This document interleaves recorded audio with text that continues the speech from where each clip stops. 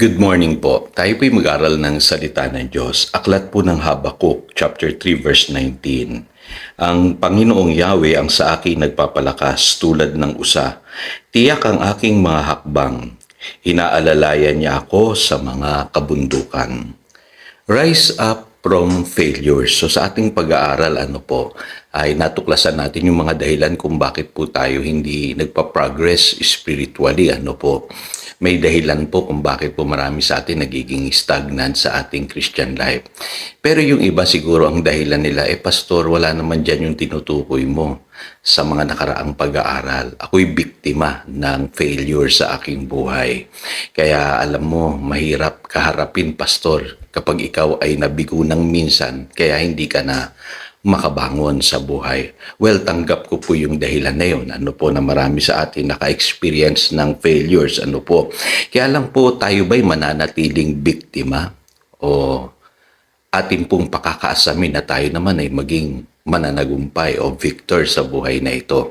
Alam niyo po sa Biblia, may choice tayo. Pwede tayong maging victim or maging victor. Para sa akin, itong teksto natin today, kung tayo aasa sa Diyos, siya po ang ating magiging kalakasan at ibabangon niya tayo mula doon sa ating pagkakadapa o sa ating mga failures. Kadalasan po may tatlong dahilan kung bakit po tayo po ay nakakaranas ng failure sa buhay. Unang-una po dyan yung kasalanan.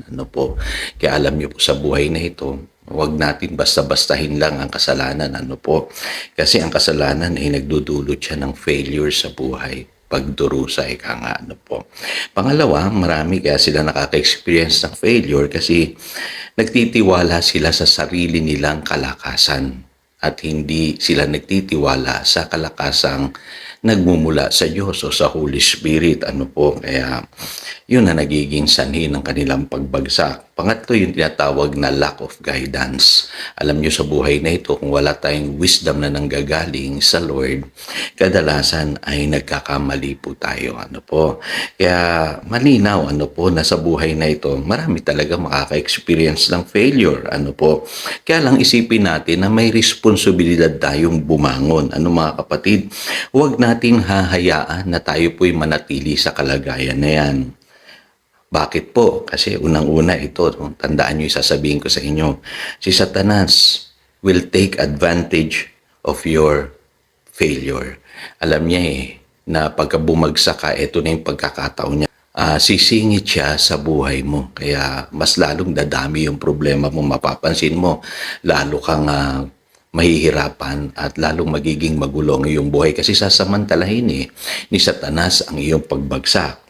Pangalawa, lagi mong iisipin na huwag kang manatili dapat sa kalagayan na yan kasi maaring may mga taong umaasa sa iyo, Katulad ng pamilya mo, kung hindi man yung family mo, yung spiritual family mo, yung mga nakatingin sa iyong patotoo, sa iyong pananampalataya. Kaya kung babagsak ka, marami ring tao mawawalan ng pag-asa at panghihinaan sa kanilang pananampalataya.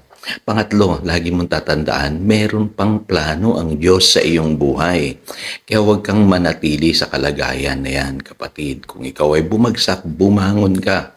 Lagi mong iisipin na sa Lord, merong second chance at bibigyan ka niya ng kalakasan para ma-accomplish mo pa yung plano niya sa iyong buhay. Okay, so paano natin kakaharapin? Actually, dalawang bagay lang po nakikita ko dito Unang-una po ito po yung panalangin ni David nung siya po minsan bumagsak sa pagkakasala. Ano po ang sabi niya? Isang pusong tapat sa akin ay likain, bigyan mo o Diyos ng bagong damdamin. Sa iyong harapan huwag akong alisin, iyong banal na espiritu'y paghariin. Ang galak na dulot ng iyong pagliligtas, ibalik at ako po ay gawin mong tapat. So ano po ito? Repentance. Napakahalaga ng pagsisisi. Kasi kung di tayo magsisisi, hindi natin ma-resolve yung ating pong problema sa buhay.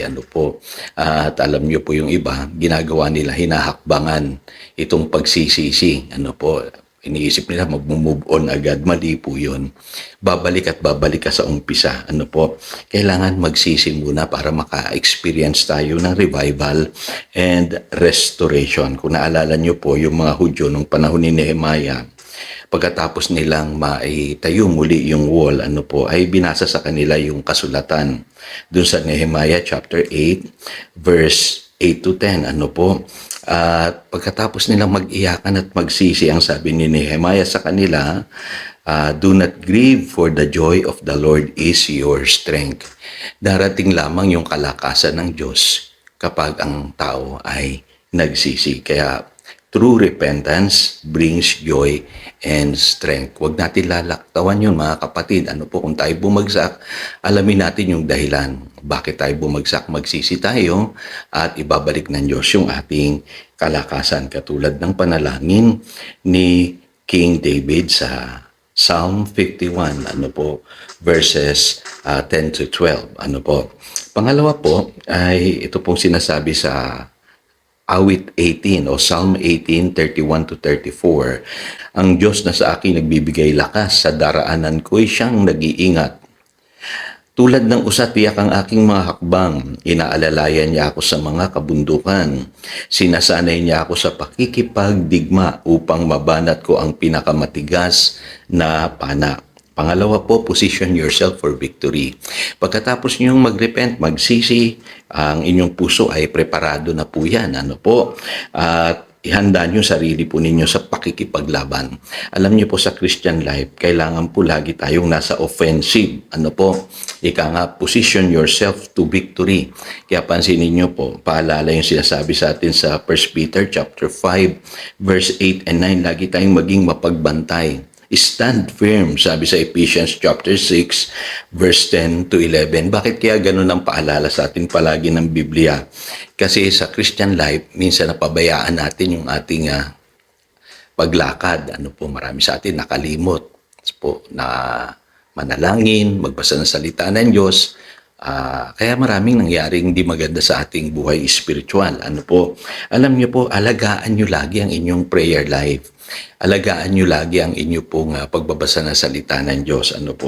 Kasi gusto ng Lord nakikipaglaban tayo palagi sa buhay na ito. Kasi ang kalaban natin hindi tumitigil yan sa pag-atake sa atin.